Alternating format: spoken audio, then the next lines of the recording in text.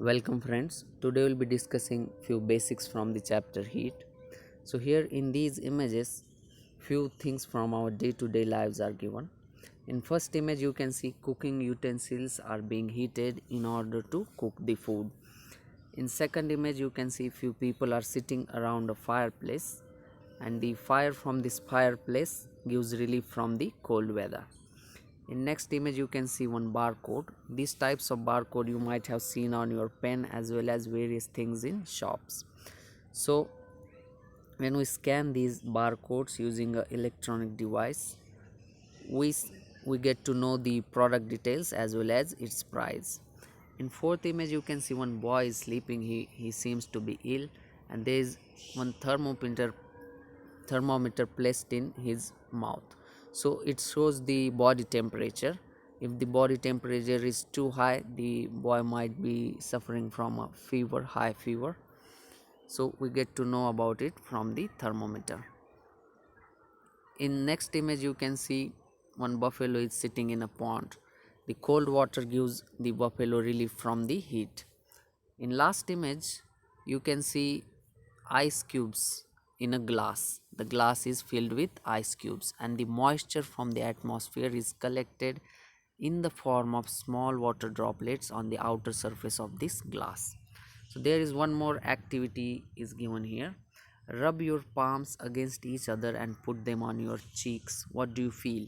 You feel little bit of heat from your hands, because when we rub our palms against each other, little bit of heat is generated. We come to know some properties of heat energy from the examples in the pictures and the above activity. The sun's heat has many effects and uses. What are the effects and uses of sun's heat? We can now cook our food by using solar cooker.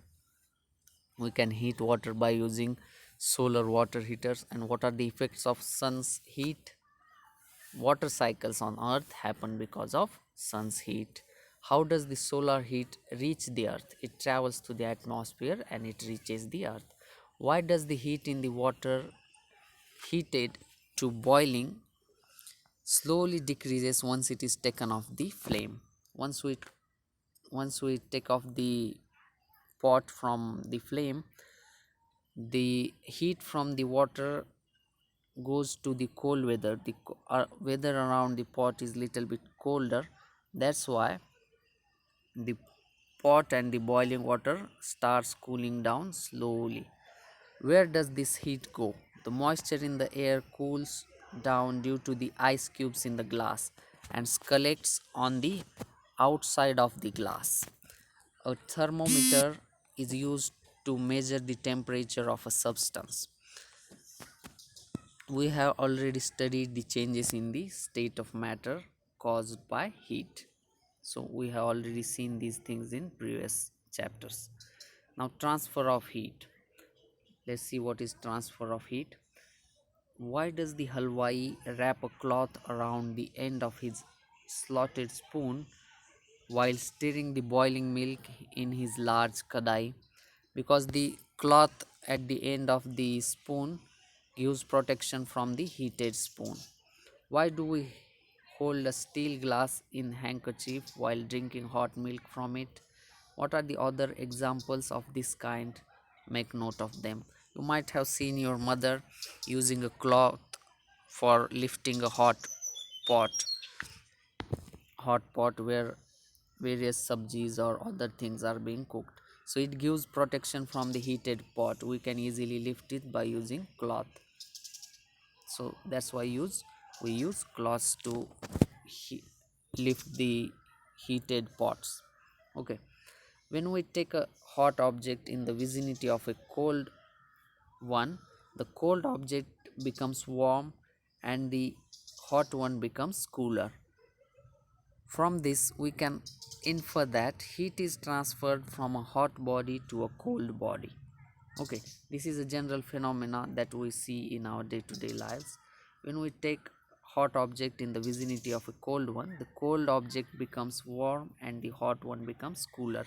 When you are being served when you are being served a hot meal, you start blowing cold air on that hot meal through your mouth, and the food becomes colder in few minutes, and then you can eat that. So this is the similar example. Transfer of heat means the flow of heat from one place to another. What do we mean by transfer of heat? Flow of heat from one place to another. So what are the examples that we have seen here? When the pots are being heated, the heat is transferred from the flames to the pot, and then from these pots to the our food is being cooked. So transfer of heat means flow of heat from one place to other through various mediums.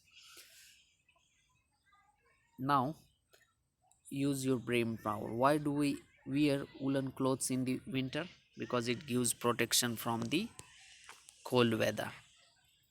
Okay. Now this will be all about today's lecture. In next lecture we will see modes of heat transfer, and we will see the first mode of heat transfer, that is conduction. Thank you for watching. Have a good day.